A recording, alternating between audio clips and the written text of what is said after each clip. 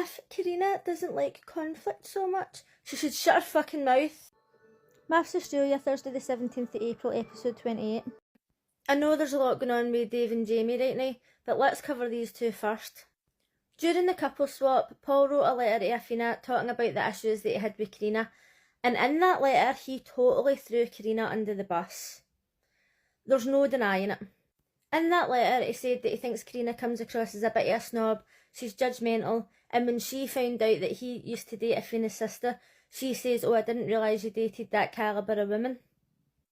Now, we all know that he could have gave her 1,000 other examples of why he thought she was judgmental, but he chose that, and it was out of order, because she went to him thinking that he was like her safe space and that she could talk to him about anything. And even though I don't like her, I think that it was out of order that he told Athena that. When they were at the dinner party, she says that she had to talk to Athena and she wanted to kind of clear the air and apologise. But when they were all sitting there, she was like, "Oh, I went to church and I was praying. Praying that Athena doesn't kick your fucking ass." Athena was being so nice to her. She's like, "Oh, is that the first time you've been since the experiment? Oh, I'm so fucking holier than thou. I've been in the experiment for 2 months and I've only went to pray when I think I'm going to get my fucking ass kicked." So she took Athena to the side to have a chat, and Paul was sitting there at the time, and Athena was like, "Oh, can we have this chat like on our own?" Fair enough, because there was literally no need for him to be sitting there. So Karina apologised and she says, "I did it out of jealousy or whatever," and she just accepted it. And I know that people don't really like conflict or whatever, but I think that she let her off way too easily. Ada says, "You might have said it out of jealousy, but if we're being honest, you've got an absolute cheek to talk about her tattoos when you've got tattoos, to talk about her being a different calibre when she doesn't work for a family business and she's got her own house and she doesn't live with her parents. Now, there's nothing wrong with living with your parents, right? But if you're going to be slagging somebody, maybe look at yourself before you talk about other people." Karina acting all innocent in that voice that she does my fucking head in. When her and Paul were speaking, she was saying, "I told you that, I thought that you were in my safe place, I thought that you could be trusted."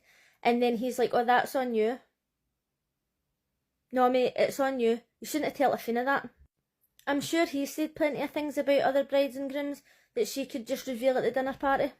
So Jamie enters the dinner party on her own and she's standing talking to herself. And I know a lot of people will say, "Oh, why is she talking to herself like that?" But they're told to do that. Like when they go into Big Brother as well, when they first walk in, you'll hear them going, "Oh, I hope I don't fall. Oh, I wonder who's going to come in. Oh, I love the wallpaper," or whatever. That's because they don't want to air silence. They're telling them to talk so that they've got something to show. It's just unfortunate for her that she showed up on her own first, and they probably did that deliberately to make it more dramatic. So it's like, oh my god, she's so alone. She's got no partner, she's got no friends. Like, I wouldn't be surprised if they scheduled when they arrive. Athena and Adrian come in, and she's explaining everything that's happened, and then the next couple come in and she's explaining it again. She probably would have been better off just waiting until they were all at the dinner table. So just to add to the dramatics, Dave enters last. Of course he does. By this time they've all been chatting about it behind his back, and obviously he's going to be late. They definitely schedule these arrivals. So as they're asking Dave questions, he's totally like, no emotion. And Dave is obviously an avoidant. An avoidant can show you all the love, they can love bomb you, they can show you everything that they want to show you, and then all of a sudden it just goes for like 100 to 0. And nobody understands it.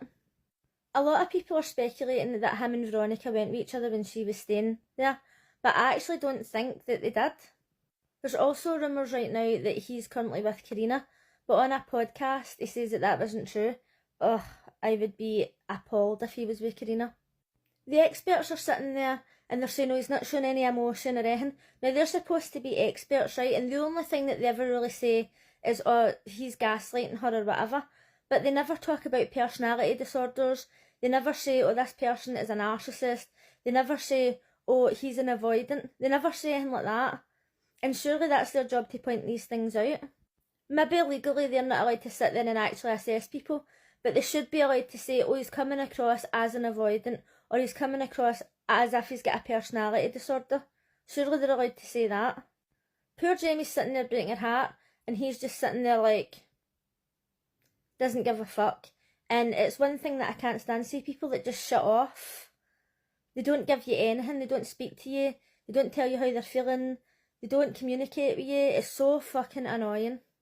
Now, well, Dave comes across as such a nice guy, and I do think that he is genuinely a nice guy, but when you're dealing with an avoidant, it's like, it's so difficult. I've done it myself for many years. It's just so difficult to try and even get a conversation out of somebody. And Jamie's obviously like me, and she just expresses how she feels. Now, apparently Dave applied for F-Boy Island, and people are trying to speculate, like, was he an F-Boy or was he a nice guy? And even though this has happened, I do still think that he went on there as a nice guy, but he's making it more difficult to think that as this episode was going on. Jeff was talking about the letter that Jackie wrote Ryan, and he says if that was my relationship, it would be over. Like, she's saying all this negative stuff, it was like 3 pages, and then they come in together as if they're strong. Like, I don't understand it. The only thing that they two care about is looking as if they're on top. I've mentioned this before, but a couple of weeks ago, Jackie posted a video on TikTok saying everybody's on there for clout, they're on there for followers or whatever, and she's the one who's posting the most videos. She also posted a video the other day, and it was like, this is what it's like at the dinner party. Like, they separate everybody. Sometimes you're there till 3 AM while they're showing the experts, like, clips or whatever it is. And she says that you've got to sit there and you're not allowed a phone. So she went in there with hidden cameras. Say it was a hidden phone or a hidden, like, handheld camera or whatever. She went in there knowing that they weren't allowed to film, and she still filmed it anyway. She went in there deliberately knowing that she was going to be breaking the contracts for day one.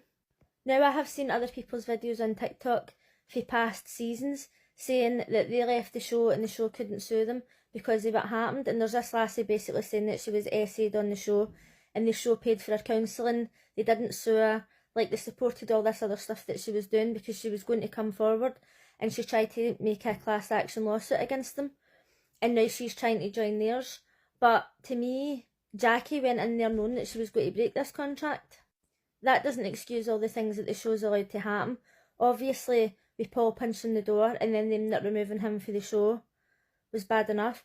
But we've seen year after year the men manipulating the women. I know the women do it as well, but like emotionally and mentally manipulating them. And it's abusive, and they allow it to happen just for the drama. If Elliot and Veronica don't both choose to leave on Sunday, then I don't even know what show I've been watching. Athena and Adrian are totally confusing me. I don't understand why she just forgave Karina so easily. Adrian says to Dave, do you think that you're feeling this way because Veronica's more your type?